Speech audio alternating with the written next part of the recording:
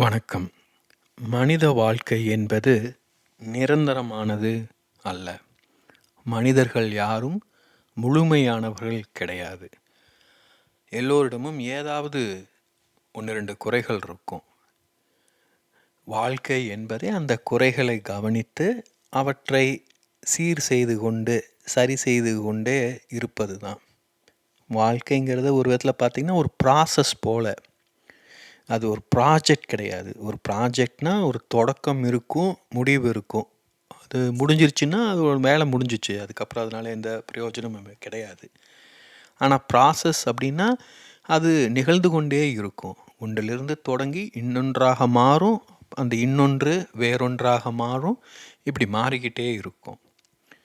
கவனித்து பார்த்தீங்கன்னா நாமளும் அப்படி தான் பிறந்ததுலேருந்து மாறிக்கிட்டே இருக்கோம். குழந்தையாக இருக்கும், அப்புறம் இளமை பருவம் வருது, மத்தியம வயது, முதுமை பருவம். ஒவ்வொரு வயசுக்கும் ஒவ்வொரு விதமான ஆசைகள், வெறுப்புகள், தேவைகள், ஏக்கங்கள், எதிர்பார்ப்புகள் இருக்கும். அவற்றை முழுமை செய்து கொண்டு படிப்படியாக வளர்ந்துட்டே போகணும். ஆனால் இதுக்கெல்லாம் தெளிவான வரையறை எதுவும் கிடையாது. அதாவது 5 வயசான உடனே நாம் குழந்தை பருவம் முடிவுக்கு வந்துருச்சு, 18 வயசான உடனே நாம் இளைஞர்கள் ஆகிட்டோம், இப்படின்லாம் தெளிவாக எதுவுமே சொல்ல முடியாது.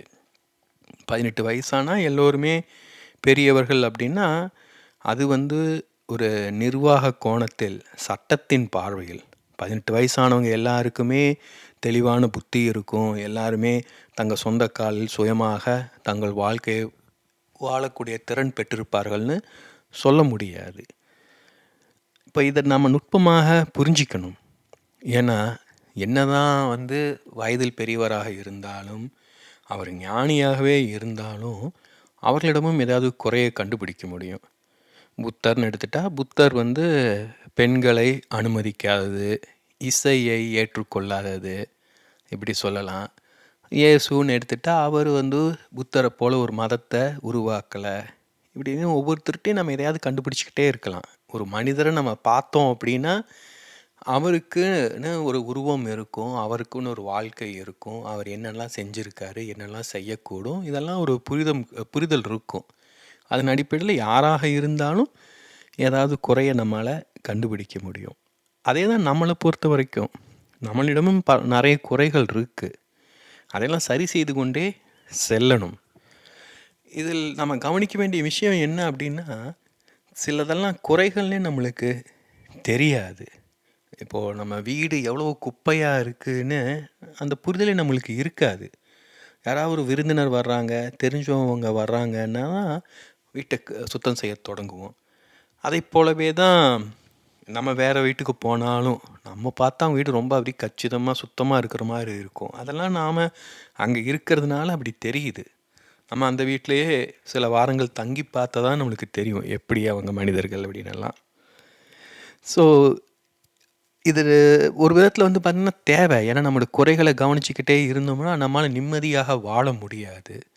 ஸோ மனம் நம்ம எதை கவனித்தாலும் பார்த்தீங்கன்னா அதில் ஓரளவு குறைகளையும் கவனிக்கும், நிறைகளையும் கவனிக்கும். ஆனால் பிரச்சனை என்னன்னா நாம் பெரும்பாலும் குறைகளை மற்றவர்களிடமும் நிறைகளை நம்மிடமும் தான் பார்ப்போம். அதுவும் குறிப்பாக இந்திய மரபுங்கிறது அப்படிப்பட்ட ஒரு பார்வையை தான் முன்வைக்குது. வயதில் பெரியவர்கள், முதியவர்கள், அனுபவம் மிக்கவர்கள்னால் அவர்களுக்கு நம்முடைய சமூகத்தில் மதிப்பு அதிகம். ஏன்னா அது சாதாரண விஷயம் கிடையாது. ஒரு 45 வயசு வரைக்கும் வாழ்ந்திருக்காருன்னா அவருக்கு ஏதோ தகுதி திறன் இருக்கு இல்லையா, அவர் வாழ்க்கை வேணும்னு தேர்ந்தெடுத்திருக்கு. அதனால தான் அவர் அவ்வளோ வயசு வாழ்ந்திருக்காரு. ஆனால் அதே சமயம் அவ்வளோ வயசு வாழ்ந்திருக்காருங்கிறதுக்காக அவருக்கு எல்லாமே தெரியும், அவர் நாளும் தெரிந்த நல்லவர் அப்படின்லாம் சொல்ல முடியாது. பார்க்கலாம், எவ்வளோ வயசானவங்களையும் நம்ம பார்த்துக்கிட்டு தான் இருக்கோம் இல்லையா. அதுலேயும் இப்போது சமீப காலமாக தொழில்நுட்பம், இணையம் போன்றவற்றின் மூலமாக பலருடைய வண்டவாளங்களும் வெளிச்சத்துக்கு வந்துக்கிட்டே இருக்குது. நம்ம பார்க்குறோம், தமிழ்நாட்டில் தேர்தல் நடக்க போகுது. எவ்வளவு முகத்திரைகள் தெரிந்திருக்கு யோசிச்சு பாருங்கள். நாம் ஆதர்சமாக நினைத்த மனிதர்கள் பலரும் ரொம்ப சாதாரணமாக இருக்காங்க. எவ்வளவு பொய் சொல்லிக்கிட்டு, போலித்தனமா வாழ்ந்துக்கிட்டு, இத பத்தி கொஞ்சம் கூட கூச்சம் கூட படுறதில்ல. அதுதான் ஆச்சரியமா இருக்கு. இப்படியெல்லாம் நடந்துக்கணும்னா 20, 30 வருஷத்துக்கு முன்னாடிலாம் சில பேர் யோசிச்சிருப்பாங்க. ஐயோ! என்ன நெனைப்பாங்களோ? அப்படின்னு. இப்போ அதையெல்லாம் நாம கண்டுக்கிறது கூட கிடையாது. ஸோ இதெல்லாம் நம்ம கவனிக்கணும். அதாவது நம்மிடையும் குறைகள் இருக்கும். இப்போ அந்த குறைகளை மறைச்சிக்கிட்டே வாழ்றதுனால எந்த பயனுமே இல்லை. அதை கவனித்து அதை சரி செய்து கொள்ளணும். இப்போ உடம்புல வயிற்று வலி இருக்குது, தலை வலிக்குது, பெரும்பாலும் அதை சமாளிச்சுட்டு வாழ்ந்துட முடியும். நம்ம பலரும் அப்படிப்பட்டவர்களாக தான் இருப்போம். ஏன்னா போய் டாக்டர்கிட்ட போய் காமிச்சோம்னா அவர் தேவையில்லாத மருந்து எழுதி கொடுப்பாரு. என்ன சாப்பிட்டீங்க, எப்படி தூங்குறீங்க, என்ன வேலை செய்கிறீங்கன்னு ஏகப்பட்ட கேள்விகளை கேட்டு இதை சாப்பிடாதீங்க, அதை செய்யுங்க, உடற்பயிற்சி செய்யுங்க, அப்படி இப்படின்னு 1008 கட்டுப்பாடுகளை தருவாங்க. அதனாலேயே நம்ம சிலர் பார்த்திங்கன்னா ரொம்பவே முடியலைன்னா தான் டாக்டர்கிட்ட போவோம் இல்லையா? அப்போது உடலுக்கே அந்த மாதிரி நம்ம ரொம்ப ஒரு கவனம் இல்லாமல் இருக்கோன்னா மனதை யோசிச்சு பாருங்கள். ஏன்னா நம்ம ஊரை பொறுத்த வரைக்கும் ஒரு மனசு சரியில்லை அப்படின்னாலே அவரிடம் ஏதோ குறை இருக்குன்னு தான் நினப்போம். அவன் மென்டல் ஆகிட்டான், அவன் ஆளே தெளிவாக இல்லை, ஏதாவது சொல்லுவோம். ஆனால் கொஞ்சம் கவனித்து பார்த்திங்கன்னா நம்ம பெரும்பாலானோர் நம்ம ஏதாவது மன அழுத்தம், பதற்றம் போன்றவற்றினால் சிக்கி தவிச்சிக்கிட்டு இருக்கோம். அதை பற்றின புரிதல் கூட நம்மளுக்கு கிடையாது. இதெல்லாம் சிக்கல் பிரச்சனைங்கிறது கூட நமக்கு தெரிவது கிடையாது. ஒரு சின்ன உதாரணம் இப்போது 5 வயது இருக்கும்போது எங்கள் அப்பா தென்னை மரம் நட முயற்சி செஞ்சார். அங்கே சொந்த வீடு கட்டி. அப்போ நான் எங்கள் அப்பாட்ட கேட்டேன், இந்த தென்னை மரம்லாம் பெருசாக வந்தால் பிரச்சனை ஆகாதா அப்படின்னு கேட்டேன். வாய் மூடிட்டு சின்ன பிள்ளையா லட்சணமாக இரு அப்படின்னாரு. சரின்னு பேசாமல் இருந்துட்டேன். இது என்ன பெரிய விஷயம்னு நம்ம நினைக்கலாம் இல்லையா? இது சாதாரண விஷயம். சில வீடுகளில் இது சொல்லக்கூட முடியாது, அடி கூட விழும். இதெல்லாம் என்ன பெருசுன்னு நம்ம நினச்சிக்குவோம். ஆனால் இது ஒரு பெரிய சிக்கலை உருவாக்குறதுன்னு எனக்கு உளவியல் சிகிச்சை எடுத்துக்கிட்ட போது தான் தெரிஞ்சிச்சு. ஏன்னா ஒரு குழந்தை சுதந்திரமாக இருக்கக்கூடிய ஒரே இடம் வீடு தான். அந்த வீட்டில் தான் அது என்ன வேணாலும் செய்யலாம். அதனால தான் அது வீடு. வீடுனா நாம் எங்கே நாம இருக்கோமோ அதுதான் நம்முடைய வீடு இல்லையா? குழந்தைக்கு வேறு இடங்கள் கிடையாது. வீட்டில் தான் அது இருக்க முடியும். அப்போது வீட்டில் சுதந்திரமாக இருக்கணும் குழந்தைங்க. ஆனால் இந்திய குடும்பங்களில் அப்படி இருக்க முடியுதா? பெரும்பாலும் அப்பா சொல்கிறத கேட்டு அம்மா, அப்புறம் அவங்க 2 பேரும் சொல்கிறத கேட்டு பசங்க, இப்படின்னு ஒரு அதிகாரம் அங்கே இருக்கும். அப்பா சொன்னால் அதுதான் கடைசி வார்த்தை, மறுபேச்சே இருக்காது. அப்படிப்பட்ட சூழலில் ஒரு குழந்தை எப்படி சுதந்திரமாக நிம்மதியாக இருக்க முடியும்? கொஞ்சம் யோசிச்சு பாருங்கள். அது ஒரு சாதாரணமான கேள்வியாக இருக்கலாம், ஆனால் அது எனக்குள் ஏற்படுத்திய வலி மிகவும் அதிகம். ஆனால் அதை நம்ம புரிஞ்சிக்க முடியாது.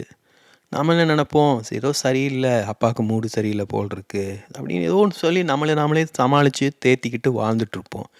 ஏன்னா நம்மளால் ஏற்றுக்கொள்ள முடியாது. இல்லை, அப்பாவுக்கு நம்ம மேலே கோபம், நம்மளை பிடிக்கலன்னா அந்த குழந்தைக்கு புரியாது. ஒரு சில குழந்தைகள் புரிந்து கொள்ளும், ஆனால் எல்லா குழந்தைகளுக்கும் புரியாது. இப்போ யோசிச்சு பாருங்கள், இது போல் எவ்வளவு நிகழ்வுகள் நம்மளுக்கு நடந்துக்கிட்டு இருக்கும். வீட்டில், பள்ளிக்கூடங்களில், விளையாடும் இடங்களில், நண்பர்களிடம், இப்படி பல விதங்களில் பலரும் என்னை காயப்படுத்தி இருக்காங்க. அதெல்லாம் என்ன பண்ணுறது, அப்படியே மனசுக்குள்ளே வச்சுக்கிட்டு அப்படியே பல்ல கடிச்சிட்டே தான் வாழ்ந்துக்கிட்டு இருந்தோம். இப்போ இதெல்லாம் ஒரு பிரச்சனைனே தெரியல, ஏன்னா இதெல்லாம் தினசரி வாழ்க்கையில் நடக்கிறது தான். ஆனால் இப்படி ஒவ்வொரு காயங்கள் சேர்ந்துக்கிட்டே போகும்போது என்ன ஆகும்னா, கொஞ்சம் கொஞ்சமாக நாம் நம்ம மீதான நம்பிக்கையை இழக்க தொடங்கிடுவோம். இப்போது வேறு உண்மையான ஒரு விஷயமே இருக்குதுன்னு வைங்க. இப்போது அடுப்பில் பால் பொங்குற மாதிரி இருக்குது. சும்மா உதாரணத்துக்கு சொல்கிறேன். பால் பொங்க போகுதுன்னு சொன்னால் நல்லது தான். ஆனால் ஏற்கனவே சொன்னதுக்கு திட்டு விழுந்துச்சு, எதுக்கு சொல்லிக்கிட்டு அப்படின்ட்டு ஒரு விட்டேத்தி மனப்பான்மை வந்துடும். ஒரு உதாரணத்துக்கு சொல்கிறேன். இப்படி பார்த்திங்கன்னா நம்ம குழந்தையாக நம்ம மதிக்கப்படாத போது, மற்றவர்கள் நம்மை கவனித்து நம் மீது அக்கறை ஆர்வம் காட்டாத போது நம்மீதே நமக்கு நம்பிக்கை குறைய தொடங்கும். நம்ம ஒரு முக்கியமான நபர் கிடையாது, நாம் ஒரு சாதாரண ஆள் தான், யாருக்கும் நம்ம முக்கியம் இல்லை அப்படிங்கிறது போல் எண்ணம் உருவாகிடும். அப்புறம் அந்த குழந்தை என்ன பண்ணுன்னா வெளியில் தேட தொடங்கும். ஏன்னா நம்ம தனியாக வாழ முடியாது, நமக்கு துணை வேண்டும், நண்பர்கள் வேண்டும். ஸோ இது பார்த்தீங்கன்னா, இது ஒரு 5 வயசுல ஒரு நிகழ்ந்த சம்பவம் நம்மை அறியாம நம்முடைய மனநிலையை மாற்றி, நம்முடைய வாழ்க்கையே மாற்றி அமைத்திரும். இப்படி தொடர்ந்து வீட்ல நடந்துக்கிட்டே இருந்ததுன்னா, அந்த குழந்தைக்கு வீட்ல இருக்கிறதே பிடிக்காது. அப்பா, அம்மாவ பிடிக்கவே பிடிக்காது. அப்புறம் எப்படி அங்க வாழ முடியும்? ஆனா வீட்ட விட்டு போக முடியுமா? வேற அதுவும் முடியாது. அப்போ பல்ல கடிச்சுக்கிட்டே நம்ம பிடிக்காத இடத்துல வாழ்ந்துட்டுருப்போம். "மதியாதார் தலைவாசல் மிதிக்க வேண்டாம்னு" சொல்லுவாங்க. ஒரு குழந்தையால அத செய்ய முடியுமா? அப்ப எவ்வளோ மன அழுத்தம் இருக்கும் யோசிச்சு பாருங்க. இன்னும் இத விட மோசமான சம்பவங்கள்லாம் நான் கேள்விப்பட்டுருக்கேன். இத விட கொடுமையான வன்முறைகள் நிறைந்த வீடுகள்லாம் இருக்கு. அப்ப எல்லாம் அத நம்ம உள்ளுக்குள்ள வச்சு தான் வாழ்ந்துகிட்டு இருக்கோம். இதையெல்லாம் நேரடியா அப்பாவட்டயும், அம்மாவட்டயும் பேசவும் முடியாது. வீட்லயும் பேச முடியாது. மத்தவங்ககிட்டயும் பேச முடியாது. நம்ம வீட்ல நடக்கிற ரகசியங்கள வெளில சொல்ல முடியாது. சொன்னாலும் வீட்டுக்கு வீடு வாசப்படி "நீ தான்ப்பா அனுசரிச்சு போணும். உங்க அப்பாவ பத்தி தெரியும்ல." அப்படி இப்படின்னு ஏதாவது சொல்லி அவங்கள தான் சரி சொல்லுவாங்க.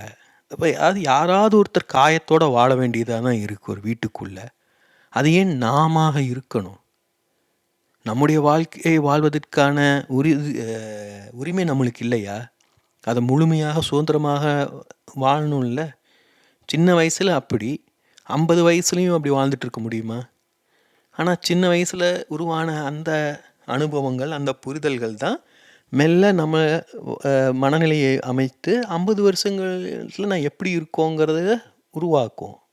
நம்ம கவனிச்சு பார்த்தீங்கன்னா, நாம அப்பா எப்படி இருந்தாரோ அப்படிதான் நம்ம பிள்ளைகள வளர்ப்போம். ஏன்னா நம்மளுக்கு வேற அப்பாவ பத்தி தெரியாது. வேற அம்மாவ பத்தி தெரியாது. அவங்கள மாத்திரம் தான் பார்த்துருப்போம். இப்போ அவங்கள நாம அறியாம ஆழ்மனம் கிரகித்துக் கொண்டிருக்கோம். ஸோ இதெல்லாம் ரொம்ப நுட்பமான விஷயங்கள். இப்போ இதையெல்லாம் புரிஞ்சிக்கணும் அப்படின்னா, நம்மளுக்கு மனநலம் குறித்த புரிதல் வேண்டும். உளவியல் குறித்த புரிதல் வேண்டும். உடல் இருந்தா பிரச்சனைகள் வரும். பிரச்சனைகள் இல்லாம உடல் இருக்காது. அதைப்போல தான் மனதிலயும் எப்பவுமே சிக்கல்கள் இருந்துகிட்டு தான் இருக்கும். சில சிக்கல்கள நாமளே கையாள முடியும். சிலவற்றை கையாள முடியாது. இப்ப நான் சொன்ன அந்த சம்பவம் குறித்து எனக்கு அது பெருசா மனசுல காயம் ஏற்படுத்தியிருந்தாலும், அதனால வலி இருக்குன்னு எனக்கு தோணல. ஆனா என்ன ஆகுது அப்படின்னா, உளவியல் சிகிச்சை நிபுணர்ட்ட பேசும்போது அவங்க சுட்டிக்காட்டும்போது தான் நம்மளுக்கு தெரிய வருது.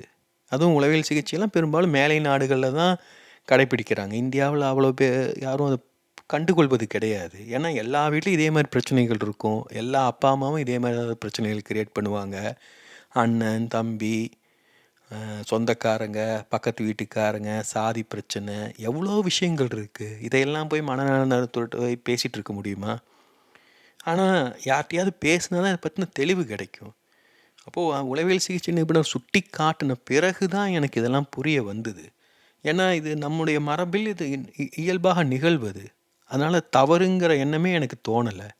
அதுல என் அப்பா நல்ல மனிதர், மென்மையான மனிதர். ஆனா அந்த நேரத்துல நான் பட்ட காயம் உண்மைதானே! அதுதான் நம்ம கவனிக்கணும். நம்ம அப்பாவா இருந்தாலும் சரி, அம்மாவாக இருந்தாலும் சரி, நாம தனி மனிதர்கள். தாயும் பிள்ளையும் ஒண்ணுனாலும் வாயும் வயிறும் வேறு. அப்போ நம்முடைய வாழ்க்கையை நிம்மதியாக வாழ்வதற்கான உரிமையை அவங்க பறிக்கக்கூடாது. அதற்கு எந்த உரிமையும் அவங்களுக்கு கிடையாது. அத பத்தின புரிதல்கள் பெற்றோர்களுக்கு இருக்கா? பெரியவங்களுக்கு இருக்கா? அப்போ என்ன செய்வது? அது தனி மனிதருடைய பொறுப்பு. அதே சோகத்த எடுத்துக்கிட்டு என்ன பண்றது? எங்க அப்பா அப்படிதான். நம்ம தலையெழுத்து அப்படின்னு சொல்லி வாழ்றதுனாலும் வாழலாம். இல்ல குடும்பமே வேண்டான்னு விட்டுட்டு போறதுனாலும் போலாம். நம்ம எல்லாரும் இதையெல்லாம் செஞ்சுக்கிட்டு இருப்போம். ஆனா நம்ம உண்மையில் நிம்மதியாக இருக்கோமா? அத தான் கவனிக்கணும். ஸோ இதையெல்லாம் நாம இந்த காயங்கள் எல்லாம் கவனித்து, அதை சரி செய்து கொண்டா தான் நம்ம முழுமையாக நிம்மதியாக உணர்வோம். "தீயினால் சுட்ட புண் உள்ளாரும் ஆறாதே நாவினால் சுட்ட வடு." அந்த தீய பக்கத்து வீட்டுக்காரரும் நம்ம மேல காட்டலாம். அப்பா, அம்மாவும் காட்டலாம். யாரு எந்த தீ சுட்டாலும் வலிக்க தான் செய்யும். காயமாகத்தான் செய்யும். ஸோ நம்மள கவனிக்கணும். நமக்குள்ள என்ன பிரச்சனை இருக்குன்னு. ஏன்னா பல சமயங்கள் பார்த்தீங்கன்னா, நம்ம சின்ன வயசுலேருந்து இது போல நிகழ்வுகள் நிகழ்ந்துக்கிட்டே இருக்கும்போது, நம்ம ஒரு அமைதியின்மை, ஒரு நிம்மதியின்மை, தெளிவின்மை, குழப்பம் இதெல்லாம் இருந்ததுனாலும், அது எதனால உருவாச்சுன்னு தெரியாது. நாம பெரும்பாலும் உடனே நடந்த நிகழ்வ நெனச்சுக்குவோம். "ஓ! நேத்து சாப்பிட்டது சரியில்ல. வீட்ல ஏதோ பிரச்சனை. அது சரியாயிடுச்சுன்னா எல்லாம் ஓகே ஆயிடும்." இப்படி தான் நம்ம நெனைக்கிறோம். ஆனால் அப்படி கிடையாது. இது சின்ன வயசுலேருந்து நம்ம பிறந்ததிலிருந்து வெவ்வேறு நிகழ்வுகள் நம்முடைய மனதை, நம்முடைய மனநிலையை மாற்றியமைத்து கொண்டே வந்திருக்கின்றன. இப்போ நாம் தான் அதை கவனிக்கணும், சரி செய்து கொள்ளணும். ஸோ இது இன்றைய தேவை. இன்ற நவீன காலத்தில் நம்ம நவீன கால வாழ்க்கை முறையை வாழ்ந்துக்கிட்டு இருக்கோம். நம்ம இந்தியாவில் இருந்தாலும் ஒரு மரபான வாழ்க்கை முறையை வாழ முயற்சி செஞ்சாலும் நம்ம சமூகத்தை பொறுத்தவரை நாம் படிக்கும் பள்ளி, நம்ம வேலை செய்யும் விதம், நம்ம சமூக அமைப்பு எல்லாமே பார்த்திங்கன்னா மேலை நாட்டு ஒரு நவீன வாழ்க்கை முறையின் அடிப்படையில் தான் அமைஞ்சிருக்கு. அப்போது நம்ம மரபான மனநிலையை நம்ம கவனித்து சரி செய்து கொள்ளணும். நம்ம வீட்டுக்குள்ளே மரபானவர்களாக வெளியில் மாடனாக வேடம் போட முடியாது. அந்த அளவுக்கு மனசு எல்லாவற்றையும் ஏற்றுக்கொள்ளாது. அப்போது நம்மளுக்குள்ளே ஏதாவது குறைகள், பிழைகள், ஒரு நிம்மதியின்மை ஏதாவது இருக்குன்னா அதையெல்லாம் நாம் கொஞ்சம் கொஞ்சமாக பேசணும். நம்ம பெரும்பாலும் இதை என்ன செய்வோன்னா, பேசுகிறது அப்படின்னே நம்ம நண்பர், இல்லை பெரியப்பா, சித்தப்பா போன்றவர்கள், இல்லை எழுத்தாளர்கள், இப்படி யார்ட்டையாவது பேசுவோம். பிரச்சனை என்னென்னா அவங்களுக்கும் ஒன்றும் தெரியாது. பல எழுத்தாளர்களுக்கு பார்த்தீங்கன்னா மற்றவங்களுக்கு அறிவுரை சொல்லுவாங்க. ஆனால் அவங்க வாழ்க்கையை கவனிச்சிங்கன்னா அவங்க வாழ்க்கை ஒழுங்காக வாழும் திறமையே அவங்களுக்கு கிடையாது. பெரியப்பா சித்தப்பாவுக்குலாம் என்ன தெரியும்? இப்போ அவங்களும் அதே சாதி மனப்பான்மை, ஒரு ஆணாதிக்க மனப்பான்மையில் தான் இருந்துகிட்ருப்பாங்க. அப்போது நம்ம ஒரு தெளிவான மனிதர்கிட்ட பேசணும். அந்த தெளிவான மனிதரை எப்படி கண்டுபிடிப்பது? அதற்கான வழிமுறைகள் நம்முடைய மரபில் கிடையாது. இப்போது அதனால தான் உளவியல் சிகிச்சை நிபுணர்கள் முக்கிய பங்கு வகிச்சுக்கிட்டு இருக்காங்க. மேலை நாடுகளில் பள்ளி, கல்லூரி அதிலிருந்து தொடங்கி எல்லா இடத்துலையும் உளவியல் சிகிச்சை நிபுணர்கள், வல்லுநர்கள் இருப்பாங்க. பள்ளி பருவத்தில், கல்லூரியில், பொது வாழ்க்கையில் யார் வேண்டுமானாலும் யாரை வேண்டுமானாலும் அணுகி தங்களுக்கு என்ன உதவியோ அதை கேட்டு பெற்றுக்கொள்ள முடியும். இப்போ அவங்க எல்லாமே படித்தவர்கள், வல்லுநர்கள்ங்கிறதுனால ஒரு சாதாரண நம்ம சொந்தக்காரங்க, நண்பர்களை காட்டிலும் ஒரு வித விலகல் மனப்பான்மையுடன் விலகி நின்று நடுநிலைத்தன்மையோடு பார்ப்பாங்கன்னு நம்ம நம்பலாம். எல்லாருமே அப்படி இருப்பது கிடையாது. ஆனால் அதே சமயம் ஒரு 80-90% உண்மையாக இருப்பாங்க. அதையும் நாம் தான் கண்டுபிடிக்கணும். இவர் சரியாக வருவாரா இல்லையா அப்படிங்கிறதெல்லாம். இப்போ உளவியல் சிகிச்சைன்னு எடுத்துட்டோம்னா அது 2 விதங்களில் தரப்படும். ஒன்று மருந்துகள் மூலமாக தரப்படுவது, அது சைக்கியாட்ரின்னு சொல்லுவாங்க. பொதுவாக சைக்கியாட்ரிஸ்ட் எல்லாமே பார்த்திங்கன்னா டாக்டர்களாக இருப்பாங்க. மருத்துவத்துறையில் உடல் நோய்களை குணப்படுத்துவதில் பயிற்சி பெற்றவர்களாக இருப்பாங்க. அதனுடன் உளவியல் படித்து அப்புறம் அந்த உளவியல் குறைகளை தீர்க்கும் திறன் கொண்ட மருந்துகளை பற்றி படித்து அதன் அடிப்படையில் அவங்க சைக்கியாட்ரிஸ்டாக ஆயிருப்பாங்க. இன்னொரு பக்கம் பார்த்திங்கன்னா உளவியல் சிகிச்சை நிபுணர்கள், அவங்கள பொதுவாக சைக்கோ தெரப்பிஸ்ட்னு சொல்லுவாங்க, சுருக்கமாக தெரப்பிஸ்ட்னு சொல்லுவாங்க. தெரப்பினாலே ஒரு சிகிச்சைன்னு சொல்லலாம். சிகிச்சைன்னா அதுக்காக மருந்து கொண்டு குணப்படுத்துவது கிடையாது. இது பொதுவாக குணப்படுத்துவது. இப்போ தான் நம்ம மனசு விட்டு பேசினாலே ஒரு நிம்மதியாக உணர்வோம்ல, அதை போன்றது தான். இப்போ கவனித்து பார்த்திங்கன்னா என்ன நடக்குதுன்னு பாருங்கள். தெரப்பி, பெரும்பாலான தெரப்பிகள் பேச்சு மூலமாக தான் இருக்கும். பேசும்போது என்ன நடக்குது? நம்ம சாதாரணமாக எல்லா வார்த்தைகளையும் எல்லா இடமும் பேசிட முடியாது. ரொம்ப சிக்கலான விஷயங்களை, ஆழமான விஷயங்களை பேசுறதுக்கு நம்மளை தயார்படுத்தி கொள்ளணும். அதுக்கெல்லாம் நாட்கள் எடுக்கும். அப்போது பெரும்பாலும் உளவியல் சிகிச்சையில் என்ன நடக்கும்னா, அப்போ பிரச்சனையே பேசுவோம். மனசே சரியில்லை அப்படின்னா, ஏன் என்னாச்சு அப்படின்னா நம்ம ஒவ்வொன்றா சொல்லிக்கிட்டே வருவோம். அப்போ சொல்ல வரும்போது அவங்க குறுக்கால ஏதாவது கேள்வி கேட்பாங்க. ஏன் இது போன தடவை இதே மாதிரி நடந்தது சொன்னீங்களே, இப்போது இதை பற்றி கொஞ்சம் சொல்லுங்கள், இதே மாதிரி முன்னாடியே நடந்திருக்கா? இப்படியெல்லாம் நிறைய கேள்வி கேட்டு நம்மளுக்கு வெவ்வேறு விதமான பார்வைகளை தருவார்கள். இங்கே முக்கியமாக கவனிக்க வேண்டிய விஷயம் என்ன அப்படின்னா, இங்கே மருந்து கிடையாது, பேச்சு மட்டும்தான். அப்போ நம்ம அதை சொல்லும்போது அவங்க கேள்வி கேட்கும்போது நம்மளுக்கு வெவ்வேறு விதமான பார்வைகள் வரும். நம்ம அதெல்லாம் கவனிச்சிருக்க மாட்டோம். நம்ம எப்போவுமே வாழ்க்கையை நம்மோட கோணத்திலே தான் பார்த்துட்ருப்போம். அப்பானா அவர் பெரிய மனிதர், நாம் ஒரு குழந்தை, அப்படி தான் நம்ம கவனிச்சிக்கிட்டே இருப்போம். இப்போது அவங்க வேறு கோணத்தில் பார்ப்பாங்க. நம்ம அப்பா நமக்கு தான் அப்பா, அவங்கள பொறுத்த வரைக்கும் இன்னொரு மனிதர். இப்போ அந்த மனிதர் எப்படி நடந்துக்கிறாருன்னு அவங்க வெளியிருந்து பார்ப்பாங்க. இப்போ யோசிச்சு பாருங்க, ரோட்ல வந்து இன்னொருத்தர பலார்ன்னு அறையிறாங்க. அது சரியா? தவறா? நம்ம பொதுவாவே தவறு தான் சொல்லுவோம். யாரையும் அடிக்கக்கூடாது. அது வந்து ஒரு கணவன் மனைவியை அடிக்கிறான்னு வைங்க, நம்ம அத கண்டுக்க மாட்டோம். இல்ல ஒரு வயதான ஒரு குழந்தைய அடிக்கிறான்னாலும் நம்ம கண்டுக்க மாட்டோம். நம்மளுக்கு என்னன்னு விட்டு போயிடுவோம். அது என்ன நடந்ததுன்னு நம்மளுக்கு தெரியாது. ஆனா, இதே யோசிச்சு பாருங்க. இந்த அப்பா பையன அடிக்கிறான்னா, அ பக்கத்து வீட்டுக்காரங்களோ, சொந்தக்காரங்களோ என்ன பண்ணுவாங்க? "அவன் தினமும் அடிக்கிறதான், இதில என்ன இருக்கு?" அப்படின்னு விட்டு போயிருவாங்க. ஆனா, ஒரு 3ஆம் மனிதர் அத ஏற்றுக்கொள்ள முடியாது. இப்ப அந்த கோணத்தில அவர் பார்ப்பாரு. அதுவும் உளவியல் சிகிச்சை நிபுணர்கள், நான் சந்தித்தவர்கள் எல்லாமே மேலை நாட்டு நிபுணர்கள்ங்கிறனால, அவங்க மேலை நாட்டு கோணத்திலிருந்து பார்ப்பாங்க. மேலை நாட்டுக்குள்ள நெறைய விஷயங்கள் இருக்கு. ஒரு குடும்பம்னு எடுத்துட்டீங்கன்னா, அப்பாவுக்கும் மகனுக்கும் இடையில ஒரு அகங்கார போட்டி இருந்துகிட்டே இருக்கும்.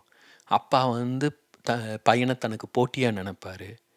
ஏன்னா குழந்தை வந்து அதாவது அம்மாங்கிறது ஒரு பெண் இல்லையா? பெண்ணோட துணை வேண்டும், குழந்தைக்கு வேண்டும்.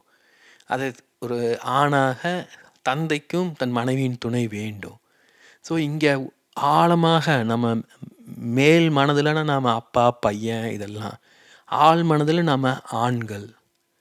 அப்போ இங்க நடப்பது என்னன்னா, ஒரு பெண்ணுடைய அருகாமைக்காக 2 ஆண்களுக்கு இடையே ஒரு போட்டி நடக்கும். இது ரொம்ப நுட்பமான விஷயம். இதெல்லாம் ரொம்ப வெளிப்படையா சொன்னோம்னா நம்மளுக்கு ஆச்சரியமா இருக்கும், அதிர்ச்சியா கூட இருக்கும். ஆனா இதையெல்லாம் படிச்சு புரிஞ்சுகிட்டதுனால தான் அவங்க இந்த கோணத்திலெல்லாம் பார்க்குறாங்க. அப்போ அவங்க நெறைய விஷயம் கேட்பாங்க. அப்பா உன்ன திட்டினான்னா, அப்ப அம்மா என்ன செஞ்சாங்க?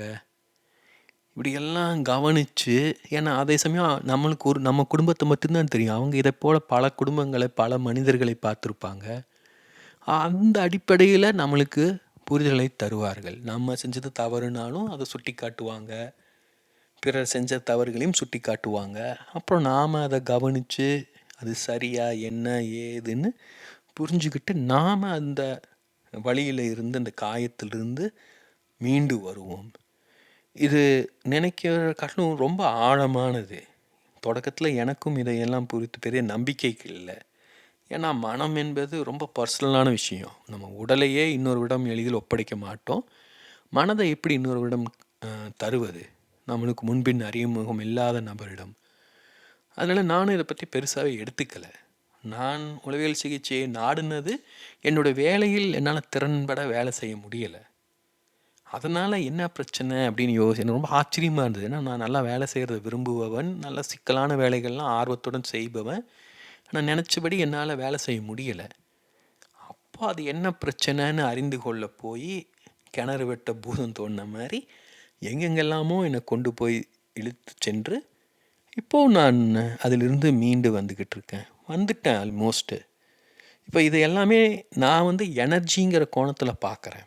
அதாவது எல்லாமே வலி, எல்லாமே எனர்ஜி நம்மளோட உடல்ல தேங்கி இருக்கு. ஆனா அத நேரடியா நம்மால அணுக முடியாது. அதனால தான் வேறு காணொளிகள விளக்கியிருக்கேன். நம்ம 2 விதமா அத அணுகணும். ஒண்ணு மனதின் மூலமாக, இன்னொன்னு உடலின் மூலமாக. உடலின் மூலமாக உணவு கட்டுப்பாடு, உடற்பயிற்சி, மூச்சுப் பயிற்சி இதெல்லாம் செய்வதன் மூலமாக உடல கொஞ்சம் அந்த காயங்கள்லேருந்து விடுபட உதவலாம். அதே சமயம் மனதுக்கும் இது ரொம்ப முக்கியம். பொதுவா நம்ம என்ன பண்ணுவோம்னா, ஒரு துக்கம் இருந்தது அப்படின்னா, ஏதாவது ஆறுதல் தரக்கூடிய விஷயங்கள செஞ்சு, அதன் மூலமாக ஒப்பேத்த பார்ப்போம். ஒரு சினிமா பார்ப்பது, ஒரு பயணம் மேற்கொள்வது, ஒரு நல்ல சாப்பாடு சாப்பிடுவது, ஏதாவது சொல்லி தற்காலிகமாக அந்த மனநிலையில் இருந்து வெளியேற முயற்சிப்போம். அது உதவும்னாலும், அது நிரந்தரமா நம்மளுக்கு உதவாது. தற்காலிகமாக அந்த குறிப்பிட்ட நேரத்துக்கு அதிலிருந்து நம்ம வெளில வந்திருப்போம். ஆனா காயம் உள்ள தானே இருக்கு இன்னும். வேறு இடத்துல அது திருப்பியும் வெளிப்படும். இப்ப குணமடைதல் அப்படின்னா, அந்த காயத்திலிருந்து முழுமையாக நாம மீண்டு வருவது. ஸோ இது இது ஒரு உண்மையிலே ஒரு சிக்கலானது தான். அதாவது ஒண்ண நீங்க தொட்டீங்கன்னா, அங்கிருந்து எங்கேயாவது இழுத்துக்கிட்டே போயிட்டுருக்கும். அதனால நம்ம பலரும் இதெல்லாம் கவனிக்கிறதே இல்ல. விடுங்க அப்படின்னு சொல்லிட்டு ஏதாவது சொல்லி சமாளிக்க தான் பார்க்குறோம். மறக்க பார்க்குறோம், மறைக்க பார்க்குறோம். ஆனா, அதனால இந்த பிரச்சனைகள்லாம் போயிடாது. நம்ம ஆழ் மனதில் இருந்துகிட்டே இருக்கும். இதில் பிரச்சனை என்னன்னா, இதனால பாதிக்கப்படுவது பெரும்பாலும் நமக்கு மிகவும் நெருக்கமானவர்கள், நம்முடைய குடும்பத்தினர்கள். கொஞ்சம் கவனிச்சு பாருங்க. அப்பானால எவ்வளோ பிள்ளைகள் பாதிக்கப்படுறாங்க. அந்த பிள்ளைகள்னால அவங்க குழந்தைகள் எவ்வளோ பாதிக்கப்படுறாங்க. காலங்காலமா தலைமுறை தலைமுறை இப்படி தான் நம்ம வாழ்ந்துகிட்டு இருக்கோம். பெண்கள் எப்படி நடத்தப்பட்டிருக்கிறார்கள் இவ்வளவு காலமாக, குழந்தைகள் எப்படி நடத்தப்பட்டிருக்காங்க. இப்போது நம்மளுக்கு நவீன கல்வி முறையினால் ஓரளவு அறிவு இருக்குது, வாழ்க்கை குறித்த புரிதல் இருக்குது. அதனால் இதையெல்லாம் தெரிஞ்சிக்க முடியுது. இதையெல்லாம் குறித்து சிந்திக்கவோ பேசவோ கூட நமக்கு இதுக்கு முன்னாடி வாய்ப்பு கிடைச்சது கிடையாது. அப்போது இன்றைய காலகட்டம் ஒரு பெரிய மாற்றத்தை நம்மளுக்கு தந்துக்கிட்டு இருக்கு. அதை சரியாக பயன்படுத்த கொள்ள வேண்டியது தனி மனிதர்களுடைய கடமை. இவ்வளோ நாளாக நம்மளுக்கு சாதி அடக்குமுறை மற்ற கட்டுப்பாடுகளால் எதுவும் சொல்லித்தரலை அப்படின்னு சொல்லிக்கிட்டு இருந்தோம். இப்போ எல்லாமே இலவசமாக கிடைக்குதுல்ல. இப்போ இதையெல்லாம் பயன்படுத்தி கொள்வதில் கற்றுக்கொள்வதை யார் தடுக்கிறா? யார் பிடிச்சி நிறுத்திட்டு இருக்காங்க? எல்லாம் இலவசமாக கிடைச்சாலும் நம்முடைய மனநிலை மாறலைன்னா பிரச்சனை யாருக்கிட்ட இருக்குது? சுதந்திரம் பெற்று 75 வருஷத்துக்கு மேலே ஆச்சு, இன்னும் ஒழுங்காக வாழ தெரிலன்னா பிரச்சனை யாருக்கிட்ட இருக்குது? ஆங்கிலேயர்களா பிரச்சனை? கல்வி முறையாக பிரச்சனை? நம்ம கற்றுக்கிறது இல்லை, எதையுமே புரிஞ்சுக்கிறது கிடையாது. ஏன்னா அதான் சொல்கிறேன், இதெல்லாம் தெரிஞ்சதுன்னா ரொம்ப வலிக்கும், அதை விரும்ப மாட்டோம். எதுக்கு இதெல்லாம் வேண்டிய சமாளிச்சுட்டு போயிடலாமே அப்படின்னு தான் நினைக்கிறோம். என்ன அப்படியே தான் வாழ்ந்துக்கிட்டு இருக்கோம் இவ்வளோ நாளாக. ஆனால் இன்று நாம் எல்லோரும் மாறியே ஆக வேண்டிய கட்டாயத்துக்கு வந்திருக்கோம். முன்பே சொன்னது போல் யோசிச்சு பாருங்கள், எப்ஸ்டீன் ஃபைல்ஸு அது இதுன்னு நம்ம எவ்வளோ சீர்கெட்டு கிடக்கு சமூகம்னு. அது சீர்கெட்டு கிடக்குன்னா நாம் மாத்திரம் உத்தமர்களாக இல்லையில்ல, நம்மகிட்டையும் குறைகள் இருக்குது, பிழைகள் இருக்குது இல்லையா? இப்போ அதை நாம் தான் செய்யணும். சரி செய்வது நம்முடைய பொறுப்பு. ஸோ இது கட்டாயம் செஞ்சாகணும்னு அவசியம் கிடையாது. ஏன்னா எவ்வளோ பேர் மனநல விடுதியில் இருக்கிறவங்கள்லாம் பிரபலங்களாக பொது வாழ்க்கையில் ஈடுபட்டுக்கிட்டு இருக்காங்க. ஆனால் நாமளும் அப்படியே வாழ்ந்துடலாம், ஒன்றும் பிரச்சனை இல்லை. ஆனால் நாம் இதெல்லாம் புரிஞ்சுக்கிறோமோ இல்லையோ, மற்றவங்களுக்கு தெரியும் நம்மளை பற்றி, நாம் எப்படிப்பட்ட மனிதர்கள் அப்படின்ட்டு. நாமளாக கவனித்து நம்ம சரி செய்து கொண்டால் நம்முடைய வாழ்க்கை நன்றாக இருக்கும். மற்றவங்களாக கவனித்து இதை சரிப்படுத்த முயன்றாங்கன்னா வாழ்க்கை நரகமாக இருக்கும். இதை நாம் தான் புரிஞ்சிக்கணும். ஏன்னா நம் வாழ்க்கை நம் தேர்வு, நம் வாழ்க்கை நம் பொறுப்பு.